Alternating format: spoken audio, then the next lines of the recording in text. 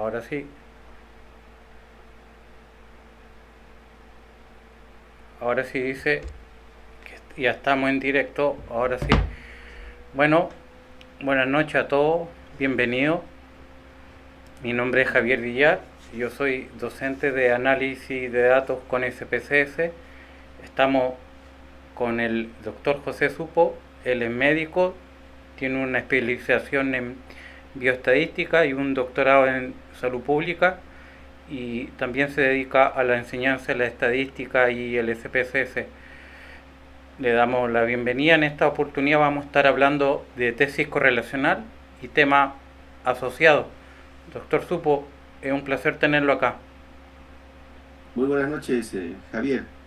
Gusto de estar compartiendo este momento con tu comunidad y bueno, para hablar pues temas tanto estadísticos como metodológicos que permitan esclarecer algunos temas respecto de la tesis, del trabajo de investigación. Entonces, lo primero que me gustaría señalar, como tal como dice el título, la tesis correlacional. Y para eso, yo creo que primero tenemos que conversar qué cosa es una correlación y el nivel de estudio relacional. Sí, muy bien, Javier, un estudio relacional, por el nombre común genérico que tiene, pues es el estudio que relaciona variables, en el sentido estricto de que no es univariado, no es un estudio descriptivo, pero tampoco es un estudio que pretenda demostrar relaciones de causalidad, simplemente relaciona variables. Y esta relación puede ser, pues, ya que es de dos en dos, dos variables categóricas, o dos variables numéricas, que en ese caso, pues, se habla de correlación específicamente, ¿no? Entonces, es un estudio que relaciona variables de dos en dos, desde el punto de vista analítico. Claro, yo aquí tengo un esquemita donde nos muestra un, un, un scatterplot. Si me permite compartir, por favor. Adelante, a ver, veámoslo.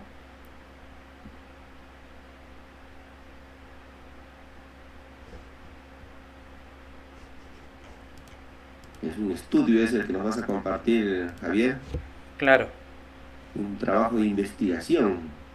claro, un paper ahí donde explica Sí, qué cosa es una la buena correlación. forma de aprender es eso, ¿no? Haciendo una revisión de un trabajo que ya esté publicado, que no es 100% que esté bien realizado tampoco, ¿no?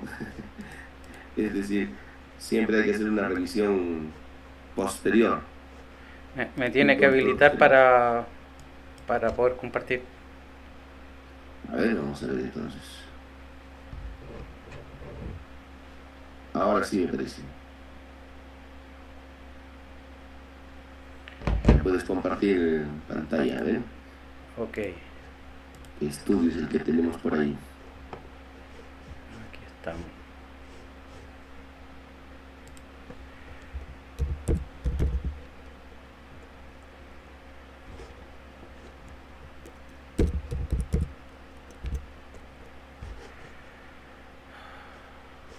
Es un trabajo que me habías enviado previamente, me parece, por el enlace. Claro, eso fue es El una, estudio correlacional del estrés laboral y de los riesgos psicosociales laborales. es una matriz es una matriz de,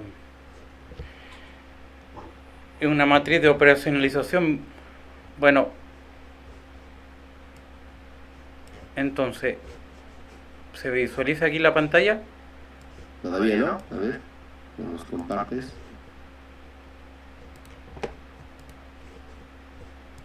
Yo ya tengo el archivo, pero igual Ahora es sí, mejor pues que todos los veamos, ¿no? sí, claro, Ahí tienes en otra pestaña. aquí está. Bueno, mire, este artículo está en inglés, pero está fácil de lectura. Dice, una guía para la interpretación de los coeficientes de correlación. Ya. Entonces, aquí para ir comentando, ¿no? Así algo relajado. Un diagrama de dispersión donde está la presión sanguínea sistólica, abajo está la presión diastólica, está esta diagonal, y cada de estos puntitos va representa la unión, ¿no? Entre tener un puntaje de sistólica con diastólica. Por ejemplo, este que está acá tiene 150 sistólica y aproximadamente 30 de diastólica. Entonces, bastante baja. Aquí, Ese pulso se llama, Javier, pulso en martillo de agua se llama cuando la sistólica es muy alta y la diastólica está baja. Golpetea cuando uno incluso toca las arterias. Entonces, acá vemos que se forma una elipse, ¿no? Entonces, se nota un patrón, ¿no? Esto podríamos decir que existe una relación, al menos visual, ¿no? Entre la sístole y la diástole. Y si pasaran todos estos puntitos cuadrados, ¿no? Que da lo mismo porque está segmentado por hombre o mujer, por una diagonal, en este caso habría una sola diagonal, hablaríamos que existiría una correlación perfecta y positiva, porque esto va así en línea ascendente. Sí, le llamamos número de puntos porque nunca hay una correlación perfecta, ¿no? La única correlación perfecta es de una variable consigo misma. Ahí sí sería una línea. Siempre va a haber un número de puntos que nos sugieran la forma de relación, como en este caso, porque es lógico, es una relación directa, ¿no? Donde uno aumenta, el otro también aumenta. Entonces, doctor, y si nos pudiera dar una mayor explicación, no sé si matemática, pero por lo estadística, ¿no? De qué cosa, qué estamos, porque aquí estamos viendo una nube de puntos, claro, pero ¿qué más podríamos sacar aquí de las relaciones entre la diástole y la sístole? Bueno, normalmente este gráfico, gráfico de puntos, se utiliza para explorar relaciones entre variables. Ponte que tú tengas 10 variables, entonces tú haces una matriz de correlaciones, todas con todas, y luego también haces esta gráfica. Y entonces ahí tienes pues un panel de 10 por 10 diagramas de dispersión, y en algunas vas a observar esto, ¿no? De que como que se alinean hacia una línea diagonal ascendente, que es positiva, ¿no? Mientras uno aumenta, el otro aumenta. En otros casos no vas a observar nada, una nube de puntos redonda. Y eso te da una idea del tipo de relación que puedan haber entre variables.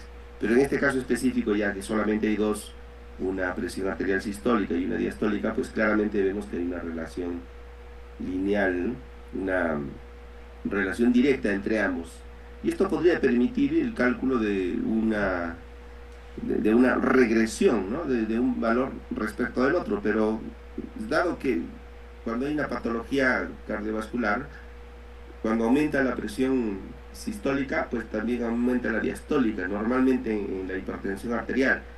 El primer caso que habías mostrado, donde hay una persona que tiene como 150 de sistólica y como 60 de diastólica, y hay una diferencia bastante amplia. Claro. Bueno, en medicina eso significa pues una insuficiencia aórtica severa, por ejemplo.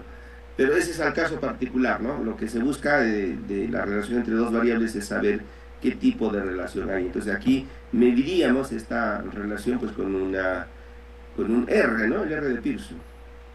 Claro, este es aproximadamente de 0,7, que se está mostrando ahí un patrón, ¿no? Entonces, y es importante señalar también, Javier, que para poder medir una correlación, primero hay que demostrar la existencia de esa correlación, ¿no? Porque si en la prueba de hipótesis de la presencia o ausencia de correlación resultara que no hay correlación, entonces no hay nada que medir.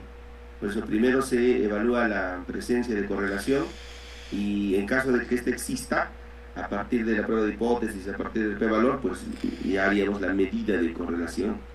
Y que si mencionas que 7 es un valor alto en realidad, 0,7 en porcentaje sería 70%. También aquí podríamos ver si existiera un patrón así como cruzado, ¿no? Eso sería Claro, una inverso. relación inversa, ¿no? A medida que Sí. subiera la sistólica, también al mismo tiempo estaría disminuyendo la diastólica. Claro, clínicamente es algo que no se vería, no es posible ver eso. Pero cuando relacionas otro tipo de variables, sí que podrías encontrar eso. Por ejemplo, la presión arterial relacionado con el colesterol de alta densidad, el HDL colesterol. Ahí sí que hay una relación inversa. Cuando uno aumenta, el otro disminuye. Y el R incluso es negativo, ¿no? Es la forma en que uno lo puede identificar matemáticamente. Claro. Mire, y este artículo que se lo recomiendo, ¿no? Lo encuentran ahí googleando. También mire, lo que dice este autor es que según la investigación bibliográfica que hizo, encontró que diversos autores y en diversas disciplinas interpretaban el coeficiente de Pearson y de Spearman con distintas clasificaciones, ¿no? Por ejemplo, en el ámbito de la salud teníamos de que de 1 a 3 y también con el inverso de -1 a -3 lo tenemos como débil. De 4 a 6 moderado.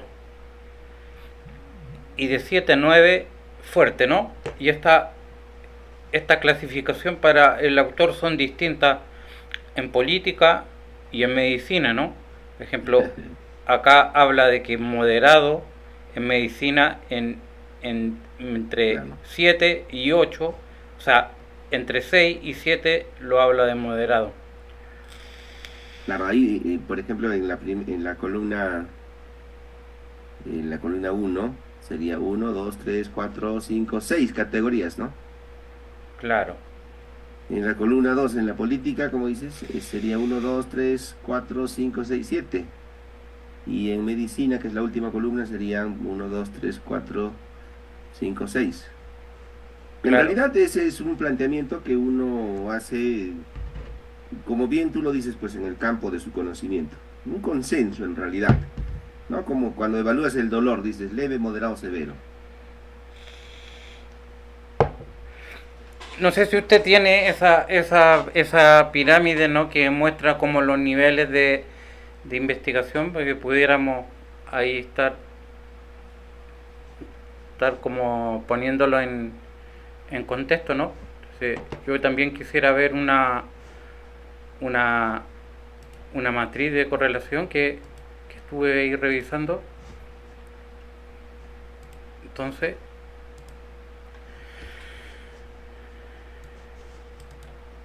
los que siempre nos preguntan, ¿no? Tengo problemas con mi matriz de operacionalización, no sé conceptualizar las variables. Entonces, aquí podríamos hacer una oportunidad, ¿no? Para conversar un poco la matriz de correlación en un nivel correlacional, ¿no? Entonces, aquí tenemos el objetivo general. Entonces, acá le ponen problema, ¿no? Pero cuando... Voy a agrandar un poco. Ponen problema.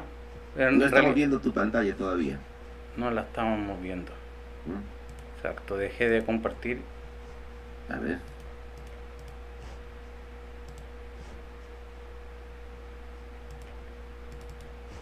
Me salió la pantalla mientras. Ahí está. Así es el cambio de presentación. A ver, ahora sí, ya apareció nuevamente. Ahí estamos, Ahí la ¿no? tenemos. Ujú. Entonces, tenemos aquí, ¿no? Riesgo psicosocial laboral y estrés laboral en pilotos no comerciales de Lima. Entonces, el primer componente acá le ponen problema, cuando yo estimo que eso en realidad debería ser la pregunta de investigación, ¿no? Pero alguien lo ponen como problema, ¿no? Suena contradictorio, ¿no? Que en el título dice problema, pero abajo hay una pregunta. En todo caso debería ser pregunta de investigación. Claro. Entonces, acá tenemos, entonces en la matriz va a estar objetivo, hipótesis, variable, metodología, y algunos le agregan ahí niveles de medición también, ¿no? Pero eso se sobreentiende.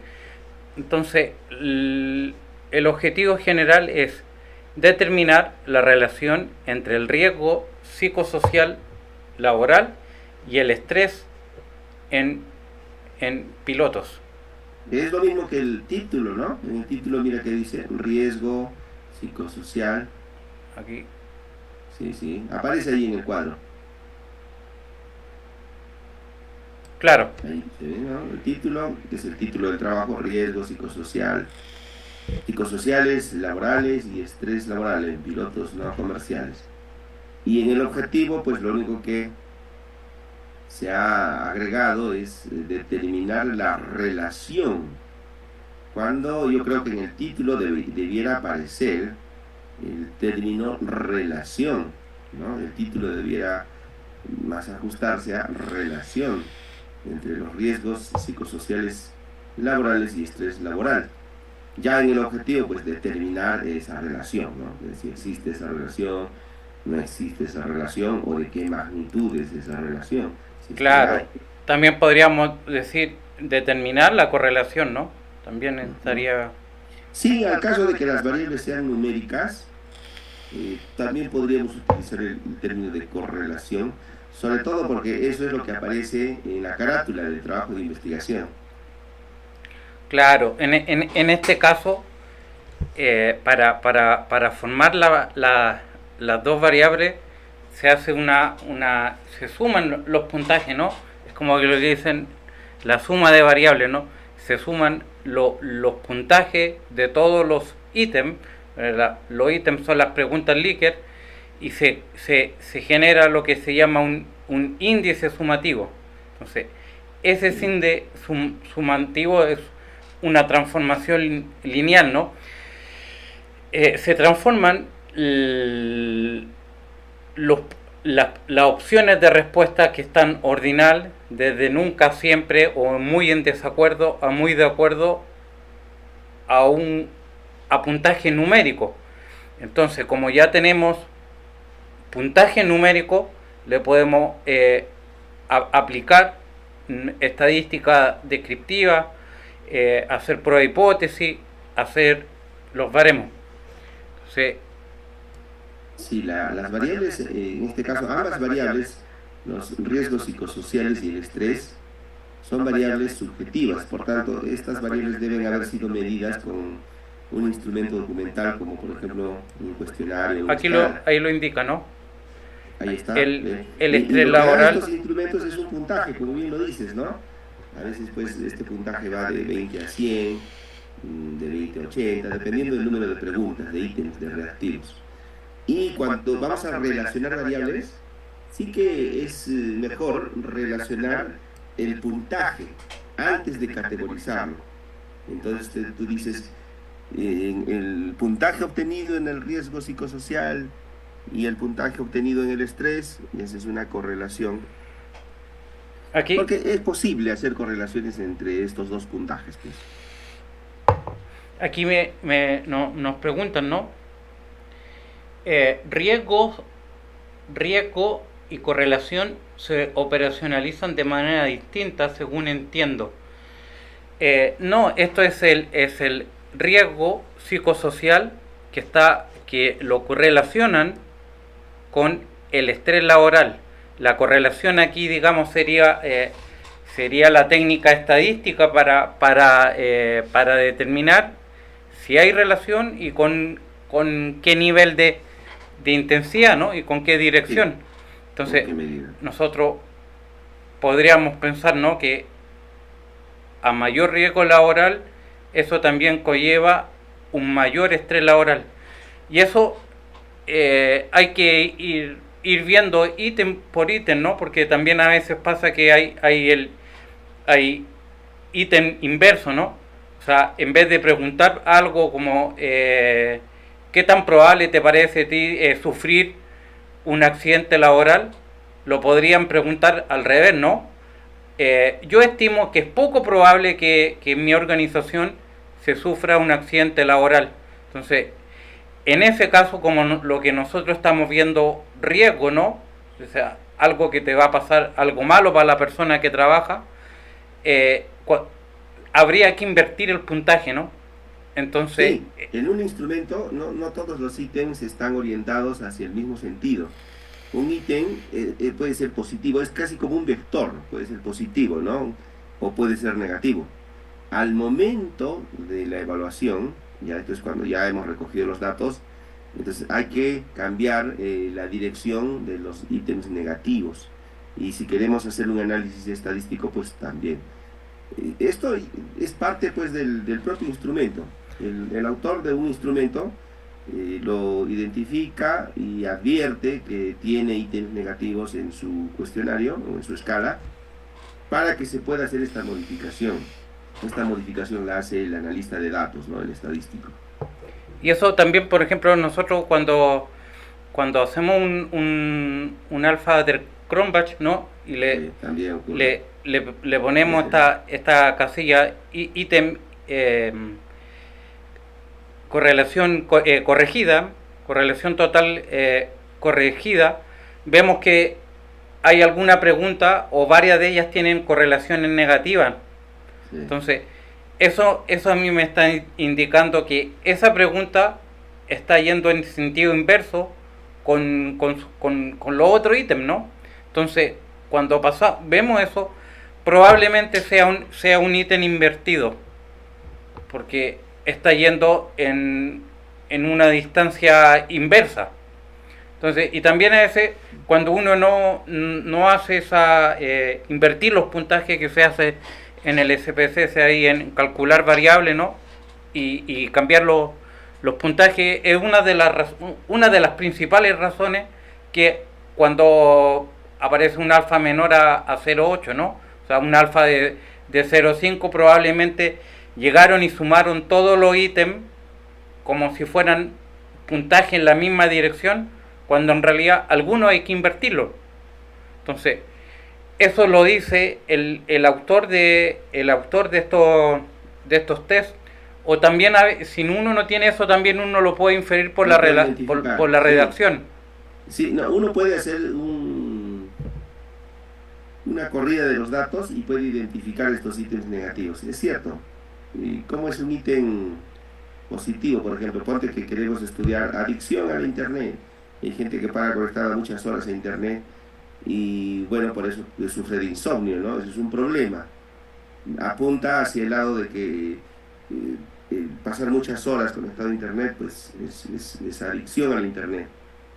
Pero puede haber un ítem invertido, como que si paras muchas horas conectado a Internet, consigues muchos clientes de repente, muchos prospectos, y eso es algo positivo, ¿no? Para un negocio, para un trabajo. Entonces, estos dos ítems pues están apuntando en el sentido inverso, y cuando uno calcula el alfa de Cronbach, todos los ítems tienen que estar hacia el mismo sentido. Y es la principal razón por la cual los alfas de Cronbach muchas veces no alcanzan ese 80% que busca el creador del instrumento, el autor del estudio, y se rompe la cabeza. ¿Por qué mi alfa de Cronbach no sale superior a 0,8 si tengo buenos ítems, tengo buenas preguntas?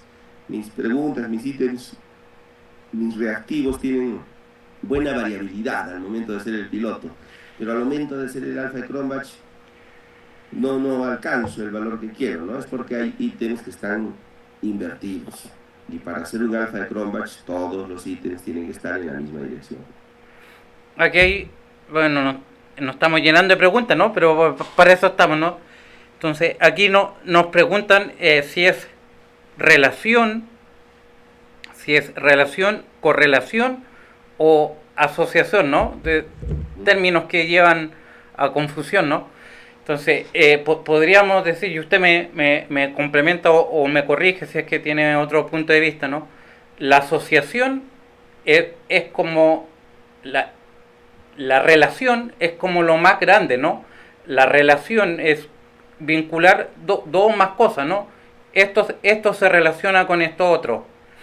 Ahora, dentro de la relación lo podemos dividir entre correlación y asociación.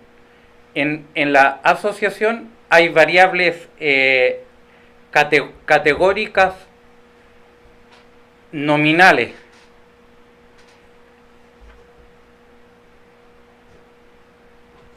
Hay variables categóricas nominales. En la correlación hay variables numéricas u ordinales. Entonces, por ejemplo, una asociación ahí nosotros podríamos verla determinar la relación entre el estrés laboral y el género de los participantes. Ahí no estamos preguntando si hombres y mujeres tienen distintos puntajes de estrés o si perciben distinto el riesgo laboral. Ahí tendríamos la diferencia entre asociación y correlación. Sí, en estadística, Javier, has de tener en cuenta de que el método científico es una colección de experiencias de diferentes áreas del conocimiento. Es decir, todos contribuyen, ¿no? Los investigadores de las ciencias naturales, los investigadores de las ciencias sociales, los investigadores de las ciencias biológicas, y por supuesto también la matemática, la estadística también nutre al método científico con herramienta, con la estadística misma. Y en cada disciplina, en cada área de conocimiento, hay terminología técnica. El concepto de prevalencia, por ejemplo, es un concepto epidemiológico que no necesariamente lo tienen que aplicar solo los médicos, cualquiera lo puede aplicar, pero es un concepto que viene de la epidemiología. Entonces, asociación y correlación son términos estadísticos, son términos técnicos en estadística. Y asociar significa concurrir, significa encontrar que cuando está presente un suceso de un evento 1, también está presente un suceso 2 de un evento 2. Por ejemplo, la diabetes y la obesidad, ¿no? Son dos variables Claro. categóricas dicotómicas, porque la diabetes es sí diabetes, no diabetes. Hay gente con diabetes, gente sin diabetes. Claro. Y Lo que mismo, pasa ahí, gente con obesidad, sin obesidad. Pero resulta que es muy común encontrar gente con obesidad y diabetes. Entonces, hay una concurrencia, hay una asociación, decimos, son asociaciones entre categorías. claro, lo que pasa ahí es que hay son variables numéricas que fueron sí, recodificadas, incluso se dicotomizó, o sea, se llega en el IMC se genera un punto de corte, ¿no? De tal punto a tal punto ya está pasando obesidad. Lo mismo podríamos decir con estrés, ¿no? De tal nivel tiene estrés. Sí, con y sin estrés. Claro. Cuando tú tienes dos variables numéricas, lo que correlacionan son las unidades, ¿no? Porque las unidades de una variable numérica se correlacionan con las unidades de otra variable numérica. Por ejemplo, el colesterol y la presión arterial, ¿ya? Si alguien tiene el colesterol alto, probablemente tenga la presión arterial alta. Y el colesterol se mide pues en miligramos por ciento, pero la presión arterial se mide en milímetros de mercurio. Entonces, a más miligramos por ciento de colesterol, más milímetros de mercurio de presión arterial. Pero como bien dices tú, eso se puede categorizar y se puede dicotomizar. Entonces, en lugar de hablar de presión arterial medida en milímetros de mercurio, yo lo puedo cambiar a con presión arterial alta, sin presión arterial alta, ¿no? O con presión arterial y sin presión arterial alta. Y lo mismo con el colesterol, ¿no? Con colesterol alto y colesterol normal. Entonces, ahora ya tengo dos variables categóricas dicotómicas y ahora sí más bien hablaría de asociación, ¿no? De que los valores altos de colesterol se asocian con valores altos de presión arterial. Claro. La confusión ahí que puede llegar es que esa variable nativamente numérica y fue artificialmente dicotomizado. En cambio, por ejemplo, si hablamos de sexo, hombre o mujer, esa variable es nativamente nominal. Entonces, ahí, ahí la asociación va a ir sí o sí, ¿no? Porque no se transformó a un puntaje, no se transformó a un puntaje numérico, ni se dicotomizó en sí mismo, ¿no? Porque ya era dos opciones de respuesta, y eso es lo que puede llevar a confusión, y ahí tenemos que tener claro cuáles son la clasificación de la variable, ¿no? Una variable numérica lo podemos pasar a nivel ordinal o incluso dicotomizar, pero una variable categórica no la podemos pasar a numérica. Así es. Una variable numérica se puede convertir en categórica y entonces hablamos de categorización de una variable numérica, ¿no? Los valores de presión arterial lo podemos interpretar como presión alta y presión normal, o sea, estamos convirtiendo una variable numérica en categórica.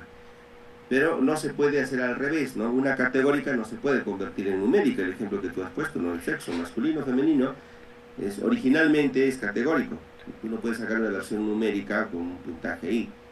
Entonces, cuando hablamos de categorización de una variable numérica, es porque una variable numérica tiene más atributos en sus valores finales que una variable categórica. Y esto hace que traiga más información. Por esta razón es que cuando nosotros recogemos un dato, es mejor recogerlo en su forma nativa. Por ejemplo, la edad. ¿Cuántos años tienes? 17, 25, Claro. 48, 60. Nunca recogerlo como adolescente, adulto, adulto joven, ¿no? Adolescente, adulto joven, adulto intermedio, adulto mayor, no. Porque luego tú no puedes saber qué edad tenía exactamente esa persona. Lo que sí debes hacer, lo que se tiene que hacer, es recoger la edad exacta, 18, 25, 43, 78, y ya si hay necesidad, ya tú lo categorizas. Claro, ya ahí tienes el dato original. hay una parte de la varianza explicada que se fuma, ¿no? Desaparece Sí. al meterlo a bloque como si fueran compactos, porque no es lo mismo tener 18 años que tener 25.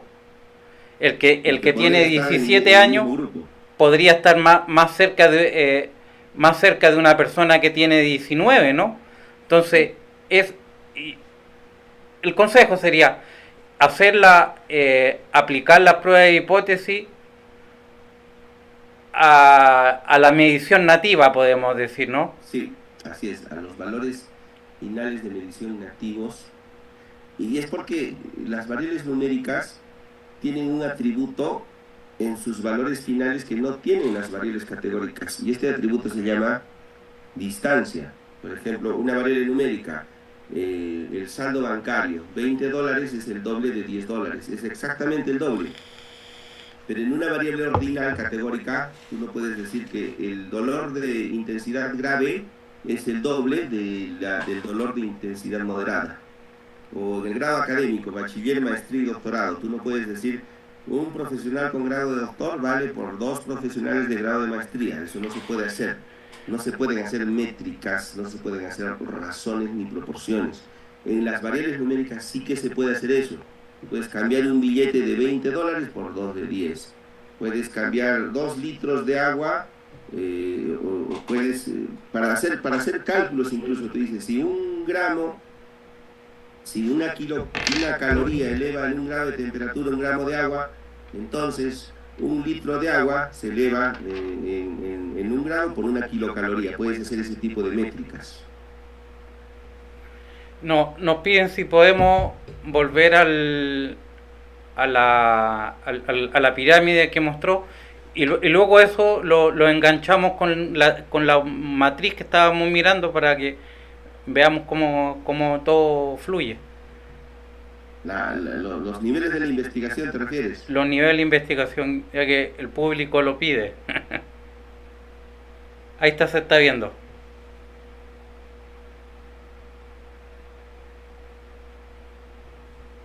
Entonces nosotros nos estamos ahí posicionando en el nivel negro, ¿no? Relacional. Sí, el estudio relacional o correlacional, en el entendido de que la correlación son dos variables numéricas, pues estaría en este nivel, en el tercer nivel, en el relacional. Este nivel se caracteriza por relacionar variables de dos en dos, ¿no? Como T de Student, chi cuadrado, análisis de la varianza, capa de Cohen, y se diferencia del nivel anterior, del descriptivo, porque en el nivel descriptivo el análisis estadístico es univariado, como por ejemplo sacarías la media, la desviación estándar para el caso de las variables numéricas, o para el caso de las variables categóricas, la frecuencia absoluta, la frecuencia relativa, que es el porcentaje. Y se diferencia del nivel superior, que es el explicativo, porque el nivel explicativo busca demostrar relaciones de causalidad. El nivel relacional solamente busca demostrar si existe o no existe relación, y en caso de que exista, medir el grado de relación. En cambio, el nivel explicativo busca demostrar una relación causa-efecto. Y eso es algo más complejo, porque para demostrar una relación causa-efecto no es suficiente la estadística. Hay que agregar criterios de causalidad. Por ejemplo, la experimentación. El experimento, pues, es un diseño que permite agregar criterios de causalidad a una relación previamente demostrada entre variables. Entonces, en términos generales, un estudio relacional es aquel que relaciona variables de dos en dos para ver si hay relación o no.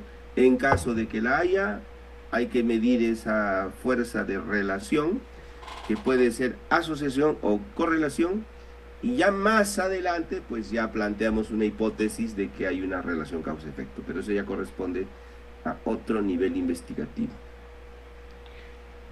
Aquí nos preguntan por riesgo, si es lo mismo el riesgo que la correlación. Yo creo que ahí entró una confusión de entre el riesgo estadístico, ¿no? Como el odds ratio, y con el término riesgo que ellos están hablando, que es riesgo laboral, que es la percepción de que te pase algún evento negativo trabajando, pero no es el riesgo asociado, por ejemplo, a fumar y contraer cáncer, ¿no?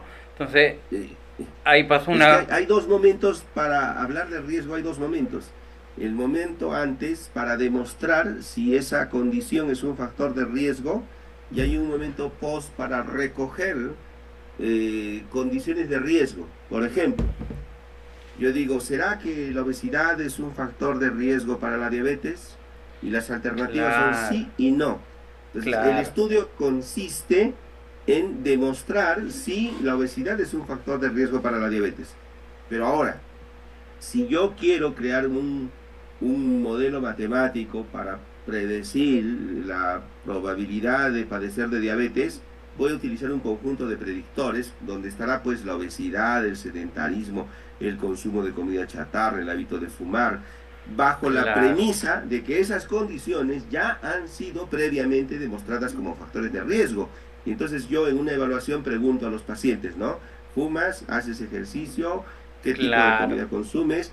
Porque yo ya sé que son factores de riesgo. Entonces, una cosa es la determinación de los factores de riesgo como intención investigativa, y otra cosa es el recojo de datos de factores de riesgo que ya sabemos que lo son, como en el caso de este estudio, el riesgo de estrés, el riesgo de ¿qué decía el título? Acá lo tengo. Es el estrés laboral, ¿no? El riesgo psicosocial. Riesgo psicosocial y estrés laboral. Y aquí aparece... En este caso, el riesgo, este estudio no busca demostrar por el título, solamente por el título, este estudio no busca demostrar los riesgos psicosociales. Parte de la premisa de que estos ya se conocen y hay que ir a recoger ese dato para relacionarlo con el estrés laboral. Ahora, y aquí aparece otra confusión, factor. El factor en estadística tiene por lo menos dos acepciones distintas, ¿no? El factor puede ser, por ejemplo, en los estudios experimentales, una variable independiente categórica, ¿no? Por ejemplo, el sexo lo podemos ver como un factor, entendiendo que es una variable independiente categórica. Así, por ejemplo, en los estudios experimentales, el factor exponer a la luz solar o no exponerlo es una variable independiente categórica, pero en el lenguaje de análisis factorial los factores es como una dimensión observada, ¿no? Como las variables se van agrupando en conjunto, en set, y te genera un factor. Pero los factores del análisis factorial, ¿no? Que serían las dimensiones observadas, no tiene nada que ver con lo que estamos hablando con un factor de riesgo o factor psicosocial. Muy buena observación, excelente, porque cuando uno escucha la palabra factor en investigación, el origen del término factor es las ciencias naturales, las ciencias experimentales. Y en las ciencias experimentales se busca demostrar relaciones de causalidad entre una variable independiente o varias y una variable dependiente. Estas independientes se denominan factores porque son variables categóricas dicotómicas. Siempre, por definición, eso es un factor. Al caso del sexo, por ejemplo, masculino y femenino, el sexo femenino, Javier, es un factor de riesgo para la diabetes. O sea, las mujeres tienen más probabilidad de ser diabetes que los varones. Entonces, ahí, de las dos categorías, masculino y femenino es factor de riesgo y masculino vendría a ser factor de protección, pero lo que nosotros estamos estudiando es factor de riesgo. Ahora, por otro lado, es cierto, existe el término de análisis factorial, que viene a ser una técnica de agrupamiento, ¿no? Muy utilizado, por ejemplo, en la construcción de instrumentos de medición. Tú tienes 20 ítems y dices, bueno, en esos 20 ítems yo voy a encontrar 4 dimensiones, o sea, voy a agrupar a los 20 ítems en grupos de 5 y a cada grupo le voy a poner un nombre y por tanto mi instrumento va a tener 4 dimensiones. Claro. Entonces, lo que busca esta técnica es agrupar a los ítems en dimensiones, por eso el nombre genérico sería una técnica de agrupamiento. Entonces yo, más que análisis factorial, le llamaría técnica de agrupamiento, que tampoco es la única, ¿no? Porque el clustering hace exactamente lo mismo también, agrupamiento o clasificación, le llaman en minería de datos. Entonces, el análisis factorial es una técnica de agrupamiento, una técnica de clasificación. Y en términos investigativos sería de reducción de dimensiones, ¿ya? Reducción. También tenemos el análisis del discriminante también y la correspondencia también. Un instrumento que tiene 20 ítems, Javier, el instrumento mide la variable que quieres medir, pero como tiene 20 ítems, tienes 20 dimensiones. Y de repente tú quieres relacionar cada una de estas dimensiones respecto de otra variable, pero no vas a hacer 20 correlaciones. Entonces, ¿qué es lo que haces? Agrupas. Ya segmentación, clustering, agrupamiento, clasificación o reducción de dimensiones se le llama, porque si antes tenía 20, ahora tienes 4.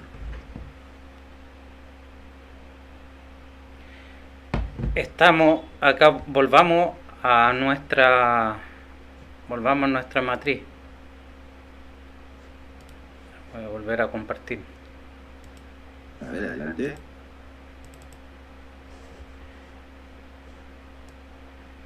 Otra cosa que tenemos que tener presente también, los estudios relacionales absorben al nivel descriptivo.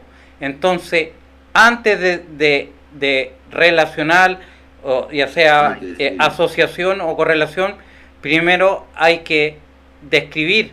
Podríamos describir las dos variables numéricas en tendencia central, podríamos ver los baremos, podríamos ver la kurtosis, la simetría, podríamos también generar los famosos baremos, ¿no? Que es generar zonas de intensidad de estos puntajes. podemos decir de tal punto a tal punto, esto tiene un estrés, no tiene estrés, estrés general, estrés bajo, medio, alto, ¿no? Que es Sí, sí, sí. generar, Sí, generar es rangos, un estudio. intervalos de valoración.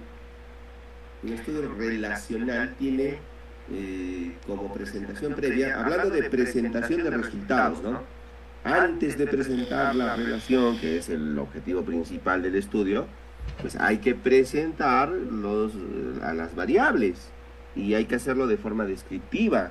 En este estudio, pues habría que presentar primero los riesgos psicosociales que se han recogido, con qué frecuencia están, luego hay que presentar el estrés laboral de forma univariada para ver, como bien dices tú, la categorización, si hay un grupo sin estrés, luego estrés leve, moderado, severo. Todo eso se presenta de forma descriptiva antes de presentar la relación entre variables, que es el objetivo principal en este estudio. De modo que sí que hay un componente descriptivo en el estudio relacional, sí hay un componente descriptivo. Podríamos tener un estudio descriptivo relacional entonces. No, porque esa descripción, Javier, no es inferencial. La intención de la inferencia estadística hace que tu método, tu estrategia, apunte solamente al objetivo principal. Entonces, cuando tú has hecho el cálculo del tamaño de la muestra, lo has hecho pensando en la correlación, no lo has hecho pensando en la descripción. Otra cosa distinta es que tú hagas un estudio de prevalencia de estrés laboral en pilotos no comerciales de Lima. Eso es otra cosa. Por lo tanto, tú tendrías que hacer un cálculo del tamaño de la muestra para determinar la prevalencia de estrés laboral, que definitivamente va a ser distinto al tamaño de la muestra donde pretendes relacionar dos variables. Hay que tener en cuenta que cuando se relacionan dos variables, hay que analizar la variabilidad de cada una de cada una de las variables y se calcula en función de la variabilidad mayor, que en este caso, al ser dos variables subjetivas, las podemos comparar con un coeficiente de variación porque son de dimensiones distintas. Entonces, cuando uno hace una relación entre variables y ciertamente de forma preliminar tiene que hacer una descripción, pero esa descripción no es inferencial. Por tanto, el estudio sigue teniendo una sola intención y esa descripción complementaria que se expresa en los objetivos secundarios, en los objetivos complementarios, sí fortalecen el contenido, los resultados, le dan un mayor análisis a la discusión, pero de ninguna manera son inferenciales. Miremos un poquitito esta matriz, miren. Entonces, tenemos el objetivo general que es determinar la relación entre riesgos psicosociales laborales y el estrés. Que viene a ser el equivalente al título del trabajo, ¿verdad? Sí, claro. Podríamos, sí, relación, ¿no? Yo le pondría un título como relación del estrés laboral, esa relación entre riesgos psicosociales y estrés laboral en pilotos. Sí, tal cual, Claro. tal cual. Y la hipótesis, ¿no? Para ir viendo cómo esta matriz tiene o no tiene consistencia, ¿no? Existe relación entre el estrés laboral y los riesgos.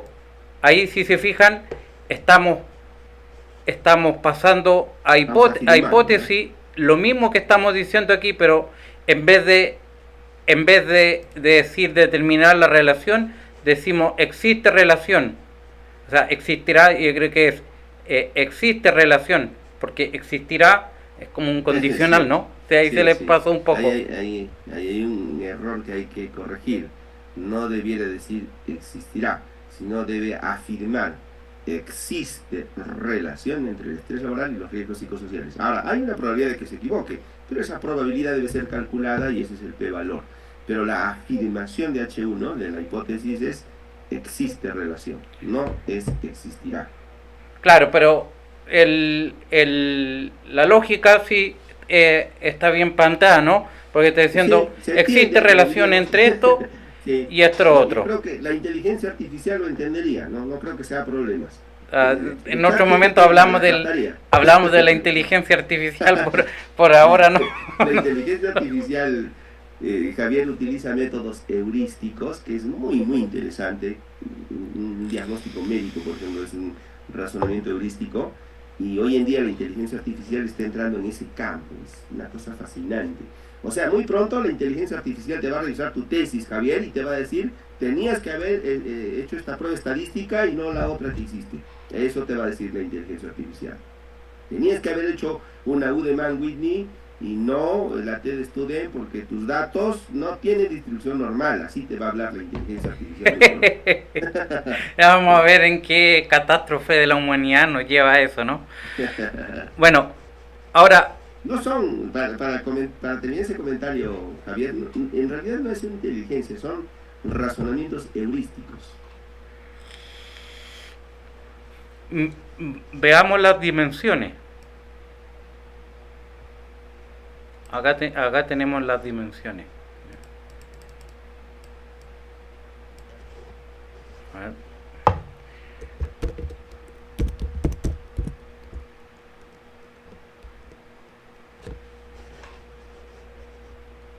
Cuando hablamos de variables subjetivas, que es el caso de las dos variables en este estudio, ¿no?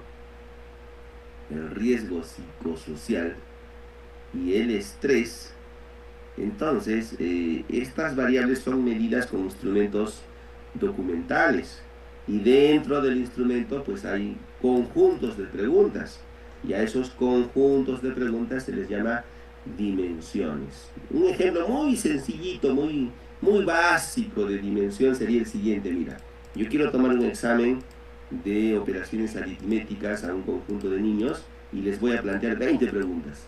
5 preguntas de suma, 5 de resta, 5 de multiplicación y 5 de división. Entonces mi cuestionario tiene 4 dimensiones. La dimensión suma, la dimensión resta, la dimensión multiplicación y la dimensión división.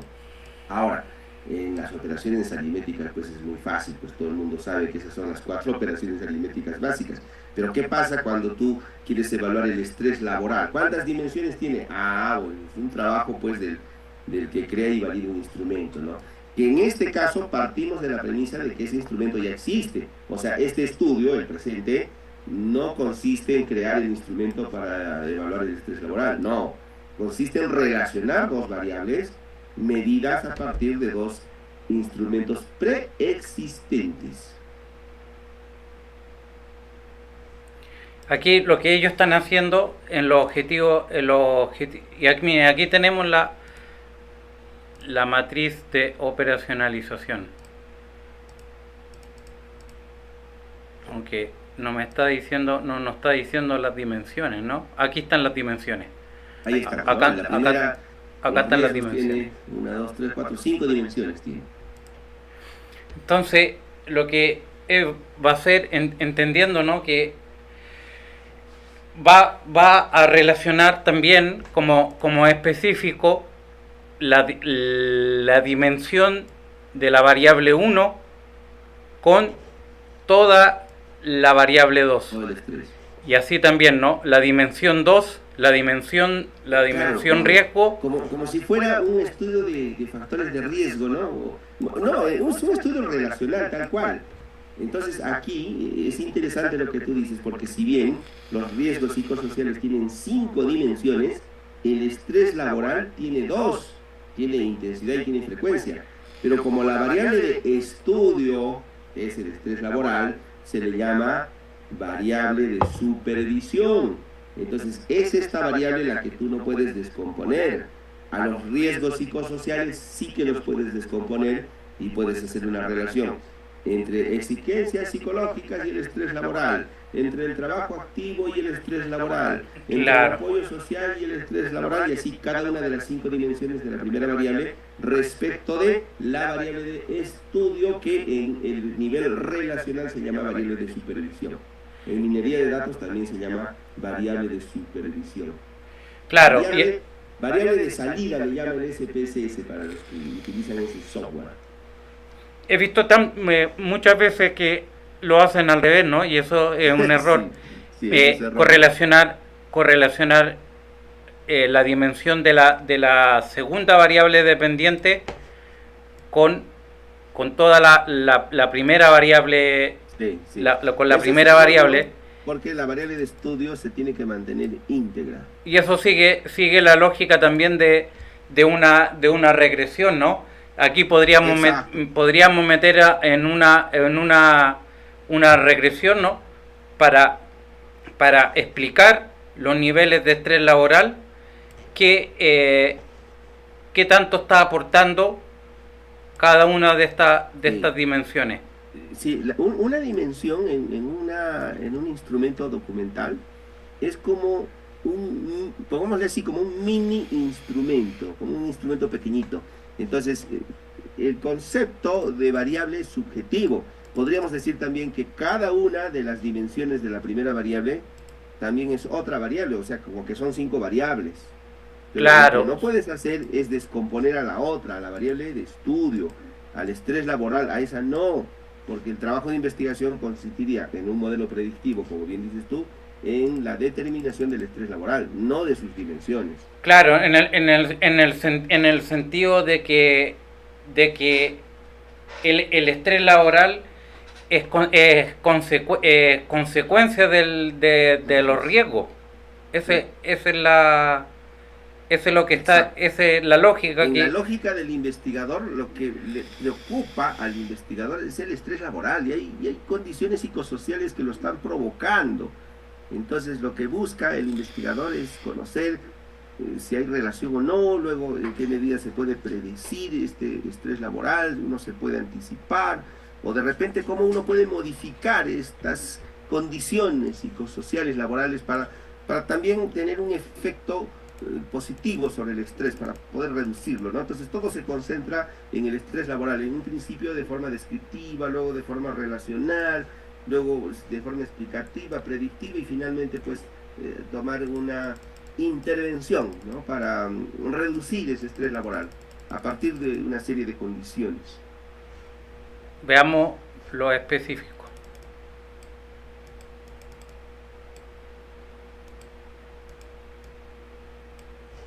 Está más arriba. Esta tesis de psicología, me preguntaban ahí de que... Ah, otra pregunta, mientras yo llego, me preguntan si los estudios descriptivos tienen hipótesis. Los estudios descriptivos pueden tener hipótesis, es decir, hay estudios descriptivos con hipótesis, hay estudios descriptivos sin hipótesis, y entonces llegamos a la conclusión de que la presencia o la ausencia de hipótesis no depende del tipo de estudio, no depende del nivel investigativo, no depende del diseño del estudio. ¿De qué depende entonces la presencia o ausencia de hipótesis? Depende del enunciado del estudio, del título del estudio. Resulta que el enunciado del estudio, el título de la tesis es una oración y esta oración a veces es una proposición y en la lógica proposicional una proposición es una oración a la cual es susceptible de asignarle un juicio de valor, de verdadero o falso. Entonces cuando tú dices, por ejemplo, relación entre factores psicosociales y el estrés laboral. Puede ser que esta relación exista, puede ser que esta relación no exista. Por lo tanto, el estudio tiene hipótesis. Pero si tú solamente dices prevalencia de estrés laboral en pilotos, ahí tú no puedes plantear una afirmación ni una negación. Por lo tanto, ese estudio no lleva una hipótesis. En conclusión, la presencia o la ausencia de hipótesis depende del enunciado del estudio, de si este enunciado, de si este título es una oración susceptible de asignarle un valor de verdad, de verdadero o falso. Ojo que aquí estos riesgos psicosociales es la autopercepción del riesgo en el trabajo. No es el riesgo laboral en sí mismo, es la percepción de las personas sobre el riesgo laboral. Eso son los constructos, ¿no? Igual que cuando quieren ver satisfacción laboral con productividad. Y las preguntas dicen, ¿crees tú que en esta empresa se cumplen los objetivos que plantea la jefatura? Eso no es productividad ni producción, eso es la percepción de los trabajadores sobre la producción, que es distinto, ¿no? Entonces es como una cosa decir, ¿cómo medimos la economía? Con indicadores micro y macroeconómicos. Otra cosa distinta es la opinión pública sobre la economía. Nosotros no le podemos atribuir, digamos, veracidad a lo que están diciendo los... No podemos asumir el fenómeno, y eso es un principio sociológico, ¿no? No podemos asumir el fenómeno, la existencia del fenómeno, porque las personas están declarando que existe. Aquí en el fondo están dando su opinión, están percibiendo un fenómeno que es el riesgo laboral. En efecto, cuando hablamos también de calidad de la atención, por ejemplo, lo que en realidad se está evaluando es la percepción de la calidad, no la calidad en sí misma, cuando las preguntas se le hace al usuario. Pero es correcto, o sea, sí se puede evaluar de esa manera. Pero también podemos medir la calidad de la atención con ciertos indicadores, ¿no? O sea, el médico llega a la hora, el médico genera el procedimiento, se lava las manos, qué sé yo, ¿no? Pero eso está en una lógica de auditoría de salud. Y eso no lo hace el tesista, porque el tesista no está observando ahí si el médico se lava la mano, ¿no? Está diciendo, se está percibiendo el fenómeno en forma indirecta. Sí, o sea, se puede evaluar desde diferentes ángulos, ya depende del investigador cuál es el que va a elegir para su estudio. Entonces aquí, continuando, ¿no? Tenemos como objetivo específico determinar la relación del estrés laboral, la variable de interés, ¿no? La variable de supervisión con la dimensión de la primera variable, con la dimensión de la segunda variable. Claro, entonces así, mira, a vista de pájaro habrían 5 objetivos de estos, ¿no? Porque la primera variable tenía 5 dimensiones. Exacto, entonces la hipótesis, existe relación entre el estrés laboral y la dimensión exigencia psicológica. Ahora, lo que a mí me llama un poco la atención, que toda la tesis está girando en como un robot, ¿no? Determinar la correlación, y así en 6 veces, ¿no? Ahora, sí, es correcto. ¿Cuál es el sentido analítico? Y eso se lo pregunto a usted como bioestadístico, ¿no? O sea, de plantear todo un estudio en que se está viendo la correlación, digamos, de la dimensión 1 con la variable 2, la correlación de la dimensión 2 con toda la variable 2. ¿Qué nos está aportando eso, no? Si ya estamos viendo que las dos variables están correlacionadas, las dimensiones, ¿no? Que son como los hijos de la variable madre, también van a estar correlacionadas con la dimensión 2, con la variable 2. Sí, hacemos eso para evaluar una suerte de capacidad predictiva de una variable respecto de la otra, a lo que denominamos validez de criterio en validación de instrumentos. Por ejemplo, si yo sé que la variable 1 está relacionada a la variable 2, lo más probable es que la variable 1 esté provocando a la variable 2 y que la variable 2 se pueda predecir a partir de la variable 1. O qué mejor que si yo modifico la variable 1, también modifico la variable 2. Pero mi variable 1 tiene 5 dimensiones. Y ponte que me resulta muy oneroso, muy costoso, muy laborioso intervenir sobre esas 5 dimensiones. Y yo nada más quiero intervenir en 3 de ellas. Entonces ahí sí hago este análisis estadístico, digamos, por cada dimensión de la variable 1 respecto de la variable 2, para ver cuáles son más predictivas, y de repente me quedo con aquellas 3 que tienen mayor coeficiente de correlación. Preguntan acá, entonces la variable de supervisión siempre corresponde a la variable dependiente. En un estudio de causa y efecto, sí. La variable 2, la variable de estudio, es la variable dependiente. Claro. Claro, a mí eso me hace más sentido en una regresión lineal, poder ver qué tanto están aportando a las dimensiones a determinar la incidencia, ¿no?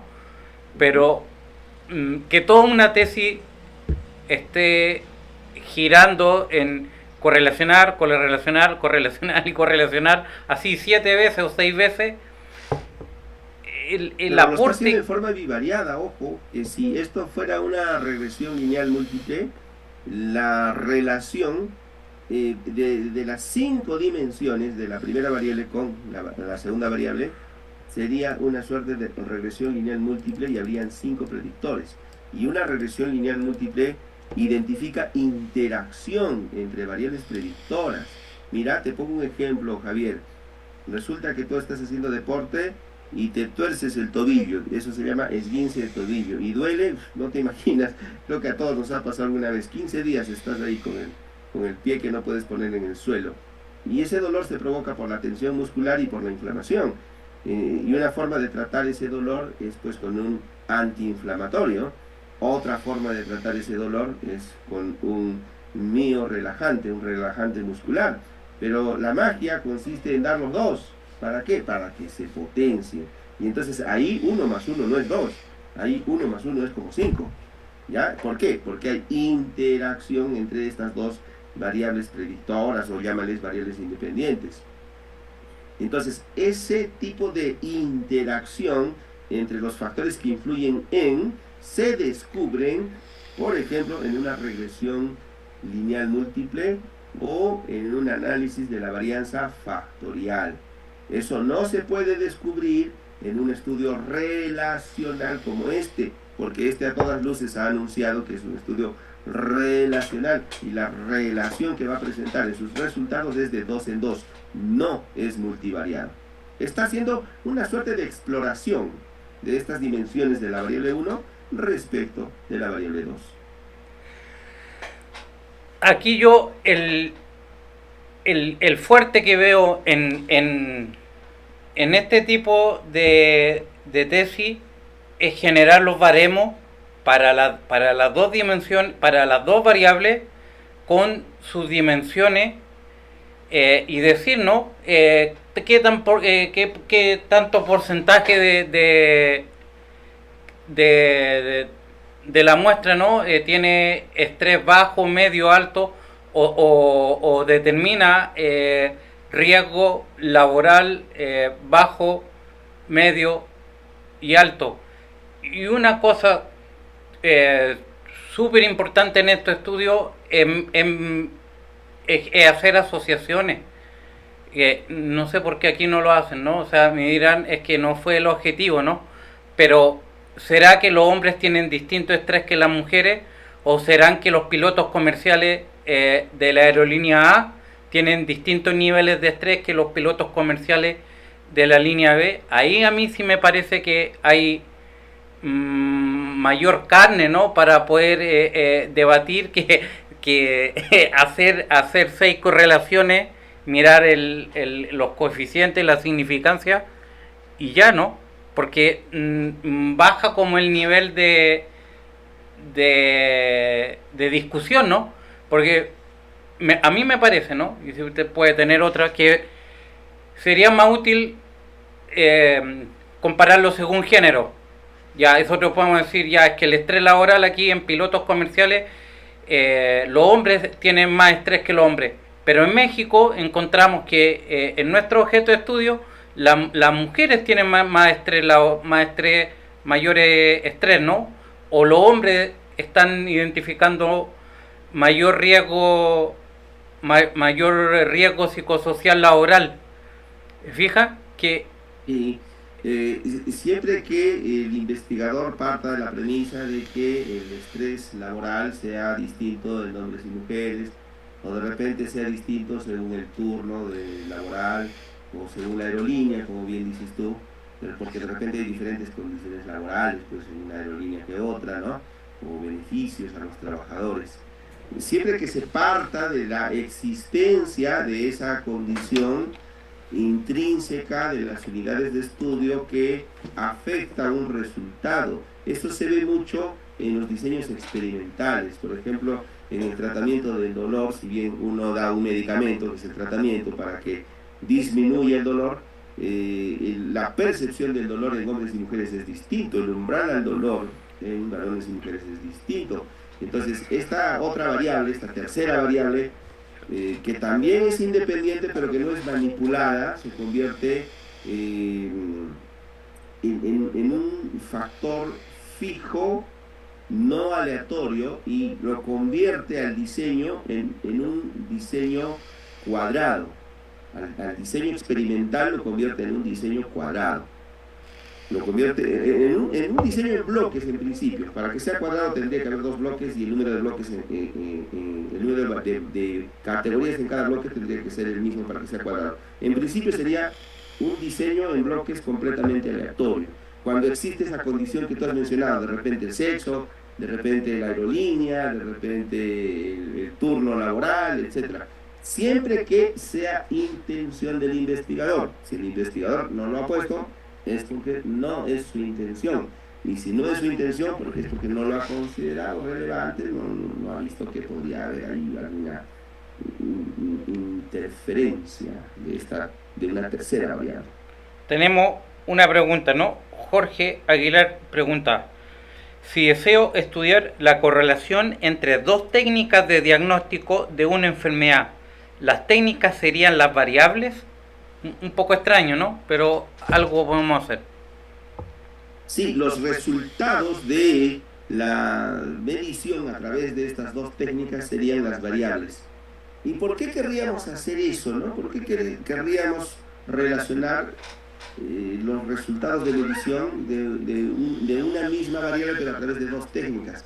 Habitualmente eso ocurre, Javier, porque hay una técnica que es estándar, que es definitiva, que es el diagnóstico final, pero es muy costoso, toma mucho tiempo. Hay otra más rápida, más económica, que se puede hacer de forma ambulatoria, no es necesario hacerlo en un laboratorio.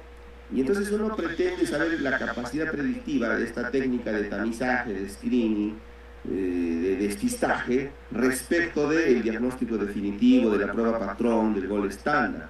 Se hace ese tipo de relaciones.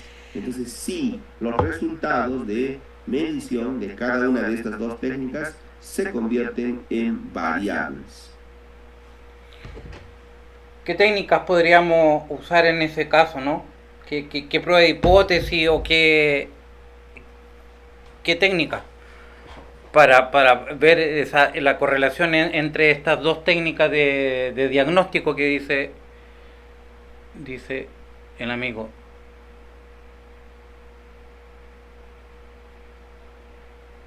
Aquí tenemos una respuesta, ¿no? Raiden dice: considero que si las 2 técnicas de diagnóstico de la enfermedad serían las 2 variables que estarías estudiando en relación entre sí para examinar su correlación. Sí, se entiende que ambas técnicas buscan demostrar lo mismo y la intención es saber en qué grado. Entonces, ¿qué prueba estadística vamos a utilizar? Ya no una prueba de hipótesis, porque se parte de la premisa de que esa relación existe. Entonces, si los datos, si los valores finales fuesen numéricos, se hace la correlación y la capacidad predictiva de una técnica respecto de la otra, que sería el patrón, se hace a través del R cuadrado. Ya no simplemente del R, que es la medida de relación, sino de la capacidad que tiene una medición para predecir los valores de medición de la otra, y eso es el R cuadrado.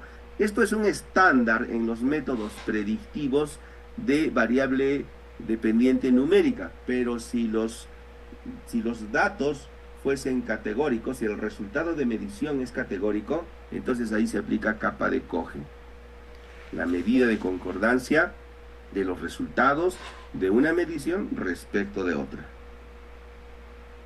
Otro caso, Javier, no necesariamente puede ser evaluar los resultados de una técnica respecto de otra.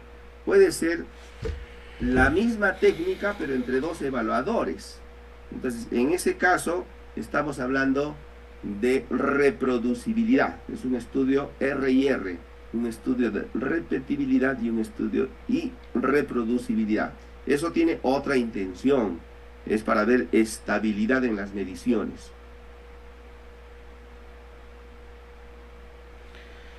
También aquí nos dicen, en la tesis que están presentando también entrarían las variables intervinientes como sexo, edad, zona de trabajo, nivel de capacitación. ¿Estos cómo afectarían o en qué se modificarían en la tesis, no? Era lo que yo estaba hablando hace un rato, ¿no? Que me podría parecer interesante agregar alguna variable de segmentación, ¿no? Como el género, la edad o la aerolínea. Esas variables en epidemiología se llaman variables intervinientes, en el entendido de que es un estudio observacional. En los diseños experimentales, esas otras variables tienen distintos nombres y dependen de su naturaleza, de si son categóricos o si son numéricos. En todos los casos son variables no manipuladas. Si es que es categórica, factor fijo no manipulado. Y si es que es variable numérica, que las variables numéricas siempre son aleatorias, pero en este caso no manipuladas, se llama covariable. Entonces, sí es posible introducir esas otras variables que en epidemiología se llaman variables intervinientes, pero eso depende de la intención del investigador. ¿Qué efecto puede tener sobre la relación que se busca demostrar acá? No lo sabemos porque no la hemos recogido y no la hemos metido al software para ver qué sucede. Claro, yo en este caso hubiese planteado una tesis de nivel explicativo, ¿no? Y ahí me parece más... Así es, una tesis de nivel explicativo. En este caso podríamos haber visto cuál es determinar el efecto del riesgo psicosocial en el estrés. Importante lo que acabas de decir, que sería una tesis explicativa porque hay que introducir una tercera variable. Es muy riesgoso concluir, Javier, de relación entre dos variables. Mira, te pongo un ejemplo, ¿ya? Yo te digo, de 10 accidentes de tránsito, de cada 10 accidentes de tránsito, en 8 de ellos el conductor era un varón y solamente 2 eran mujeres. Conclusión, las mujeres conducen mejor que los varones. Alguien hizo esa afirmación. Entonces ahí tú tienes dos variables. Mira, el accidente de tránsito porque ocurre o no ocurre, y luego está el sexo del conductor, ¿no? Varón o mujer. Pero hay una tercera variable que está escondida y es la frecuencia de la distribución del sexo en conductores. O sea, si tú sales a la calle, la mayoría de los conductores son varones. Sí hay mujeres, pero son menos. Es eso, una tercera variable que hay que introducir a ese modelo para demostrar, a ver quién es mejor conductor que quién. ¿Te das cuenta? Entonces, concluir en función a una simple relación entre dos variables te puede llevar a concluir sobre una relación aleatoria, una relación casual, una relación espuria. Menciono estos sinónimos porque se utilizan mucho en diferentes autores. El ejemplo que se da en los libros de estadística, ¿no? Se ve, se habla de que en verano hace más calor y y se busca otra y se termina explicando como si la temperatura fuera la causa de otra cosa, ¿no? Cuando puede ser un efecto estacional, ¿no? Cosas que van a ir pasando todos los años. Sí, mira, yo te tengo otra. En la selva peruana hay dengue y en el hospital hay más varones con dengue que mujeres.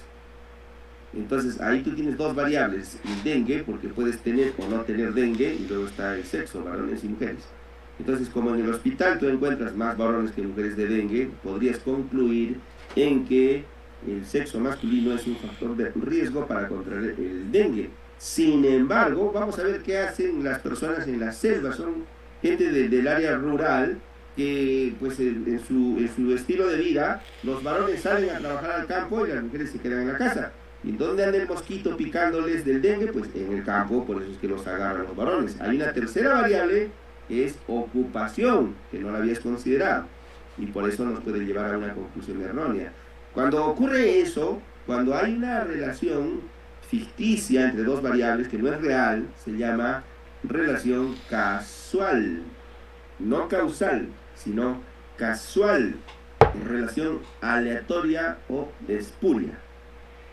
Y por ejemplo, ¿cómo podríamos minimizar eso haciendo una regresión logística, ¿no? Quizá. Hay que introducir esa variable que falta, o sea, hay que hacer análisis multivariado. Y esa tercera variable es pues la variable interviniente. Ahora, ¿qué pasaría si no te diste cuenta, pues, ¿no? La falta de experiencia, de repente no introdujiste esa tercera variable y ya hiciste el estudio, ya terminaste, ya concluiste, ya te graduaste con tu tesis. Entonces, a esa variable se le llama las variables extrañas, ¿no? Porque no la pudiste detectar a tiempo. Y ahí en un modelo de regresión logística podríamos meter más variables y ver la probabilidad, ¿no? De que te pique o que no te pique el bicho, ¿no? Y el modelo de regresión logística tiene la ventaja, pues, de que evalúa la interacción entre estos factores predictivos. O sea, sí, es una forma, hay otras, por supuesto. Claro.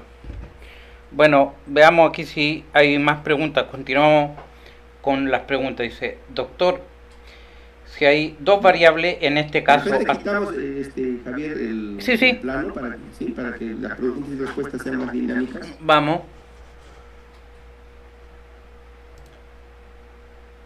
Yo creo que ahí va a ir mejor con las preguntas y respuestas. Claro, entonces dice, doctor, si hay dos variables, en este caso accidente y sexo, y se tiene que tener en cuenta la tercera variable, ¿cuál se debe llamar distribución? ¿Podría precisar su explicación? Esta tercera variable puede ser de cualquier naturaleza. Puede ser una variable que tú la identificas desde el principio. Entonces, desde el principio tú sabes que existe esa variable. Entonces, recoge esa variable, métela al modelo, crea un análisis estadístico multivariado. Pero también es posible, Javier, que esa variable aparezca en la mitad del estudio. ¿Ya? Entonces, tú la viste venir, pero mientras hacías el estudio, aparece. Ejemplo, la hipertensión de bata blanca. Hay personas del área rural que muchas veces, por la falta de acceso a los servicios de salud, nunca han ido a un hospital, Javier, ¿no? Eso ocurre pues en las afueras de las ciudades, en el área rural, en el campo, en las zonas altoandinas. Entonces a estas personas tú le vas a tomar la presión arterial con tu bata blanca, con tu tensiómetro, piensa que le vas a hincar una aguja, que eso es doloroso, se pone nervioso y entonces secreta adrenalina y le sube la presión arterial. Entonces cuando tú le mides, dices, esta persona es hipertensa. Pero no es hipertensa, lo que pasa es que está ansiosa por la medición misma. De modo que ese incremento de la presión arterial no estaba antes apareció en medio del estudio, y esas variables son aleatorias y son numéricas. Esas son las covariables en un diseño experimental. Entonces, esa variable incluso no está en tu cuadro de operacionalización de variables, nunca lo están, porque aparecen en medio. Variables intermedias les llaman en epidemiología. Ahí podemos meter una covariable al sistema, ¿no? Podríamos hacer una regresión. Menciono los sinónimos porque a veces uno lee un libro de un autor y otro de otro autor. Entonces en ese caso podríamos hacer una regresión y meter una covariable.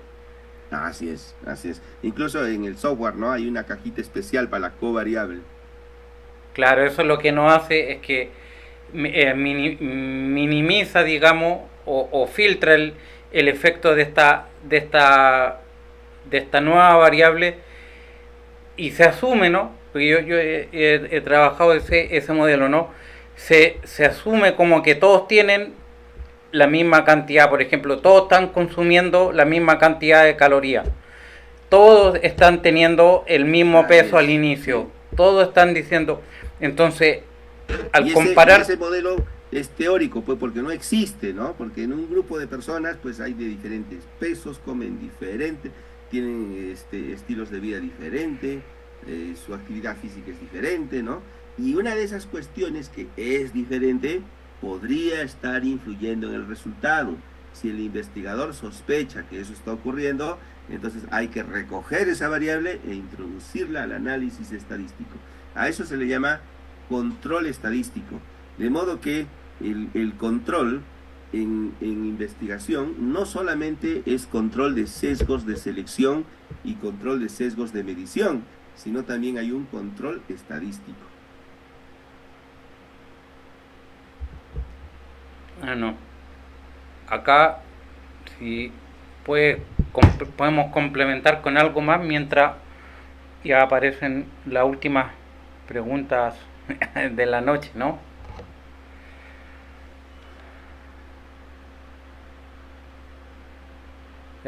Al parecer se acabaron las preguntas. Algo más que quisiera, bueno, antes que se desconecte la gente, ¿no? Usted está... Invitarlos, Javier. He grabado hace poco, he tenido una suerte de mes sabático y he grabado un curso actualizado del uso del software estadístico SPSS. Es un curso básico de 20 lecciones de procedimientos estadísticos, así en miscelánea, en forma global, como un mapa, para que todos vean a ver qué es lo que hay en estadística aplicada a la investigación científica. No es estadística para matemáticos o estadística para ingenieros, de hecho yo soy médico, esto es estadística para investigadores académicos, o sea, para profesores universitarios, para tesistas, graduandos, maestrandos, y está disponible de forma gratuita en el sitio web. Si gusta lo proyecta, no hay problema. Sí, es www.cursoDSPSS.com. Ahí lo pueden ubicar. Creo que lo podemos incluso... Usted está dando un diplomado también, ¿no? En efecto, para las personas que hacen docencia universitaria, tenemos un diplomado, porque eso ya requiere pues un entrenamiento de más largo aliento, ¿no? No es lo mismo, Javier, hacer tu tesis que enseñar investigación. Para tu tesis tú solo necesitas conocer el procedimiento estadístico que se aplica a tu tesis, lo tienes que dominar. Y eso es fácil, eso lo aprendes en un día. Pero si tú eres profesor de investigación, de metodología de investigación, de estadística, de taller de tesis, eso es otra cosa. O si eres asesor de tesis también. Ahí sí que te tienes que conocer todos los procedimientos estadísticos que existen, ¿no?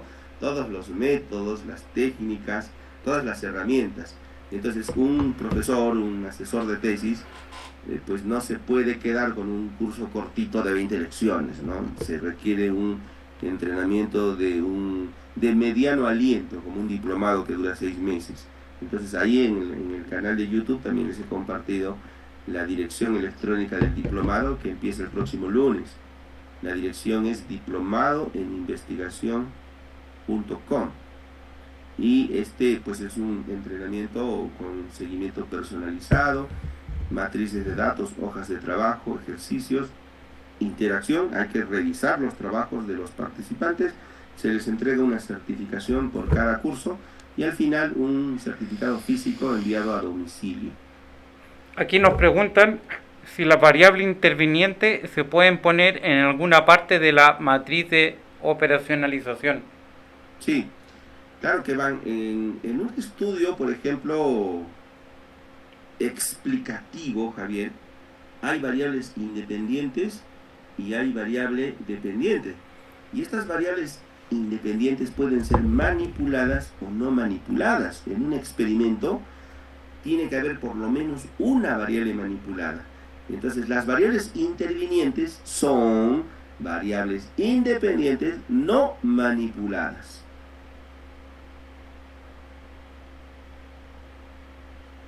Bueno, yo también les cuento que brindo asesoría de tesis y SPSS.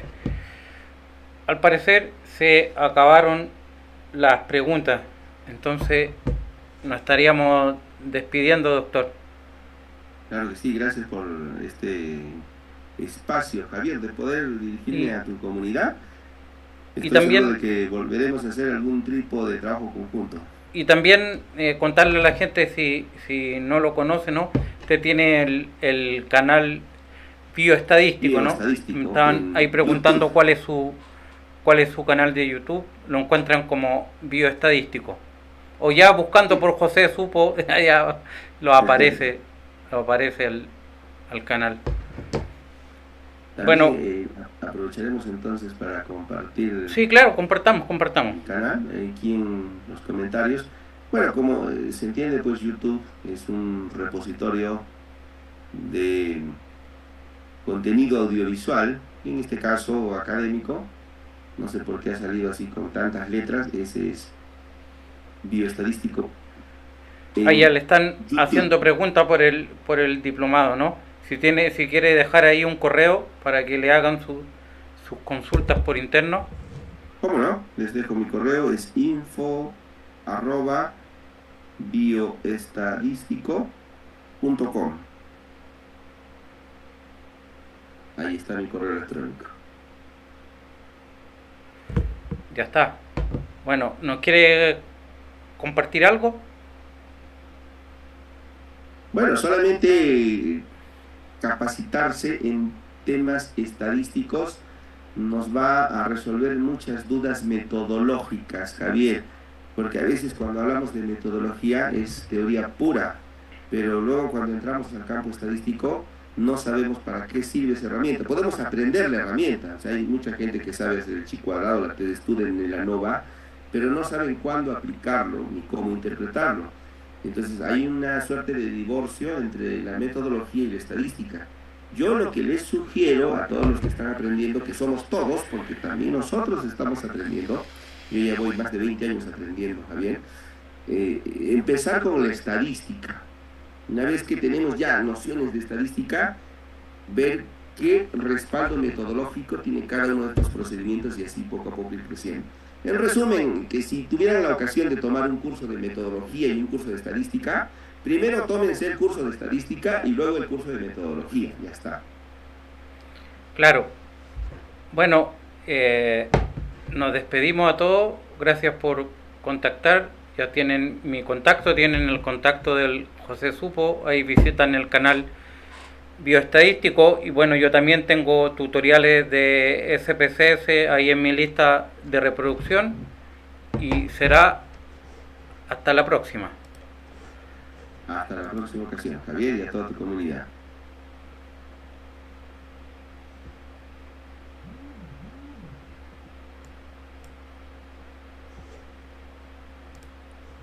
Acá estamos. ¿Qué tal? ¿Cómo le pareció? Yo creo que empezamos fríos, pero que en el camino la cosa se ha ido poniendo muy interesante. Claro, son las preguntas Porque que han hace ido de que... surgiendo temas, ¿no? que dan que hablar, dan para desarrollarse.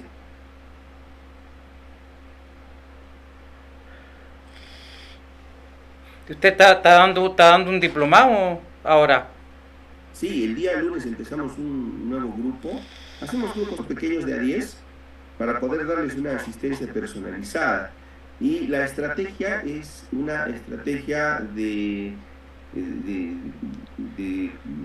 educación virtual